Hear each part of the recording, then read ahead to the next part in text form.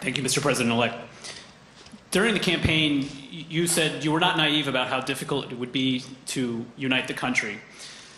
It's now 3 days after you were projected as the president-elect. The president himself says he has won this election. His own administration has not moved forward to give you access to what you need to do to begin the work of your transition. Just a few minutes ago, the Secretary of State, when asked if he would cooperate with a smooth transition, he said there will be a smooth transition to a second Trump administration.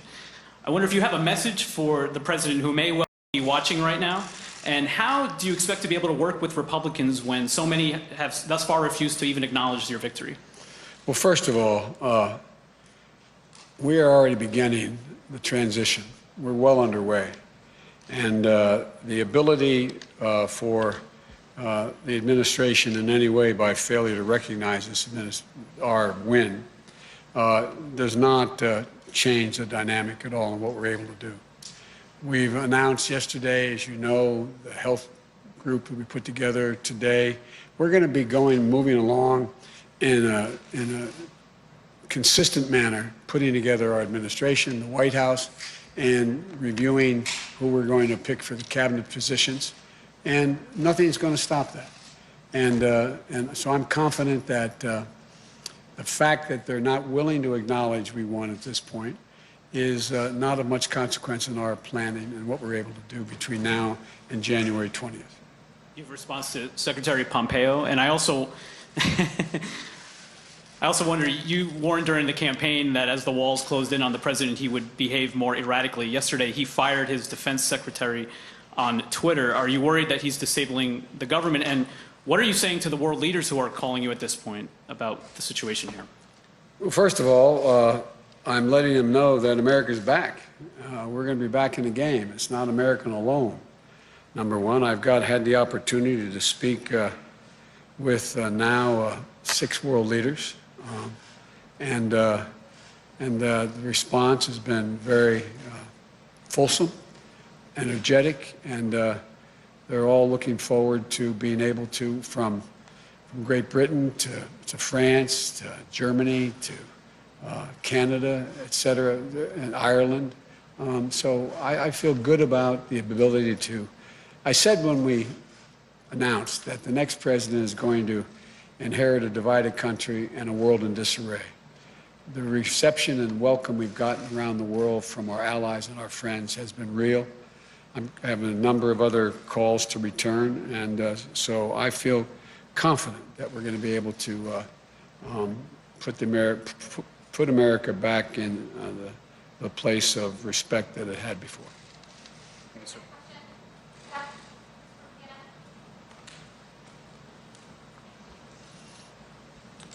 Mr. President-elect, Senate Majority Leader Mitch McConnell has suggested today that he may not recognize the outcome of this election until the Electoral College meets next month. Have you spoken to your longtime friend in the Senate, Mr. McConnell, and what do you make of his specific comments over the last 24 hours? I haven't had a chance to speak to Mitch. My expectation is that I will do that in not too distant future. I think that the whole Republican Party has been put in a position, with a few notable exceptions, of being mildly intimidated by the sitting president. But there's only one president at a time. He's president. We're going to have the Electoral College. We'll be making their judgment in December. It'll be announced in early January. But in the meantime, I hope to get a chance to speak to Mitch. If I could follow up, without transition funding, will you be able to go through with a proper transition that's needed? Would you like access to the PDB, and will you authorize legal action, or would that be too divisive, do you believe? We can get through without the funding. We're in a position that we feel very good about. There's nothing that slows up our efforts to put things together. Obviously, the PDB would be useful, but it's not necessary. I'm not the sitting president now. And so we don't see anything that's slowing us down, quite frankly. Thank you.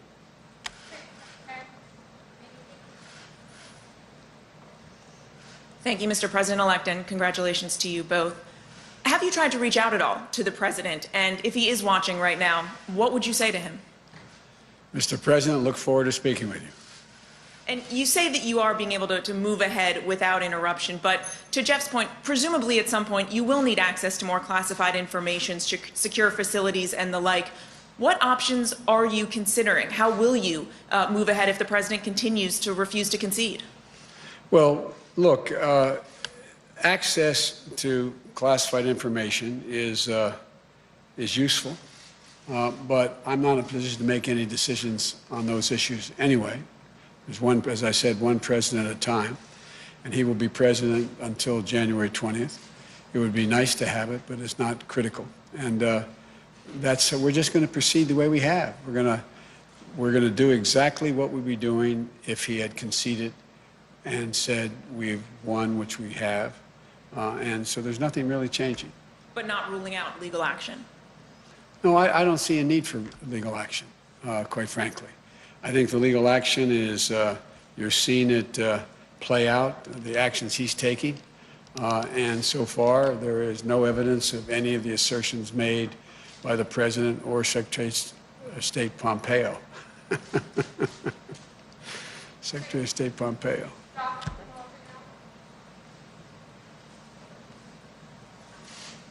Thank you, Mr. President-elect. Democrats are on track to lose a handful of seats in the House of Representatives. That could make it harder to pass legislation with just Democratic votes. And I'm just curious, how does that impact your plans for what priorities you think you can get through this Congress, especially if the Senate remains in GOP control? And during the lame duck, will you be coordinating with Speaker Pelosi on how she should be negotiating with Republicans? Well, I've spoken to the leader, and I've spoken to the minority leader in the House. And one of the urgent things that need to be done is people need relief right now. Right now. Small businesses, people who are about to be evicted from their homes because they can't pay their mortgage, unemployment insurance. You know, what's going to happen is you're going to see what people don't realize is the failure to provide state and local assistance. You're going to see police officers, firefighters, first responders laid off. And I think the pressure is going to build. But the fact is that I would hope that the president at least has the sensitivity and knowledge to know that a lot of people are in real trouble right now, between now and the time we get elected, till we get sworn in. And so it's my hope and expectation. I'm sure that the majority, the Speaker of the House, as well as the minority leader, are working right now into the priorities they have laid out. But do you plan to be active in those negotiations, working with Speaker Pelosi to represent Democrats in the table? Well, we've been talking, and they know my views, and I support what they're doing. And then my second question was about the Senate. Do you plan to campaign in Georgia before your inauguration to help Democrats in the 2 runoff races there as they try to flip the Senate? And how important is a Democratic-held Senate to your agenda? Well, obviously, it'd be much better if we had a tie in the Senate, which means that this vice president become incredibly important beyond what she already is. But we're going to do anything we can that they think we can do to help. And does the Democratic Senate help your cabinet chances? Does that change how you consider who you nominate to cabinet posts? No, I don't think so. I take McConnell at his word. I understand he said that he will make it clear who he's prepared to support and not support, and that's a negotiation that I'm sure we'll have. Look, one of the things that I would do as president-elect and when I become president is lay out to the Republicans as well as the Democrats who we intend to name for each cabinet position. I hope we're able to be in a position to let people know at least a couple that we want before Thanksgiving, and we'll just work this out. Look, I am not a pessimist, as you know, and I think there are enough Republicans who have already spoken out, but I think there'll be many more, not many more, there'll be a larger number once the election is declared and I'm sworn in, to be able to get things done. I think they understand. For example, can't imagine there not being a willingness on the part of Republicans. There's going to be significant pressure to deal with health care. Their own constituencies are in that position. So I'm not, I think we can get a lot done. Thank you. And one last question from Meredith Manubra. Sir, what do you say to the Americans that are anxious over the fact that President Trump has yet to concede and what that might mean for the country? Well, I just think it's an embarrassment, quite frankly. The only thing that, how can I say this tactfully? I think it will not help the president's legacy.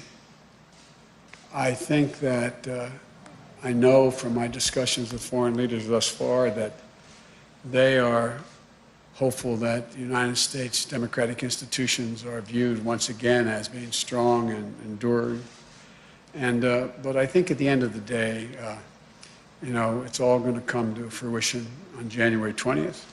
And between now and then, my hope and expectation is that the American people do know and do understand that there has been a transition. Even among Republicans who are people who voted for the president. I understand the sense of loss. I get that. But I think the majority of the people who voted for the president, a lot voted for him, a significantly smaller number, but a lot voted for him. I think they understand that we have to come together. I think they're ready to unite, and I believe we can pull the country out of this bitter politics that we've seen for the last 5, 6, 7 years. And just to follow up on a previous question, how do you expect to work with Republicans if they won't even acknowledge you as president-elect? They will. They will. Thank you all so very much. Thank you.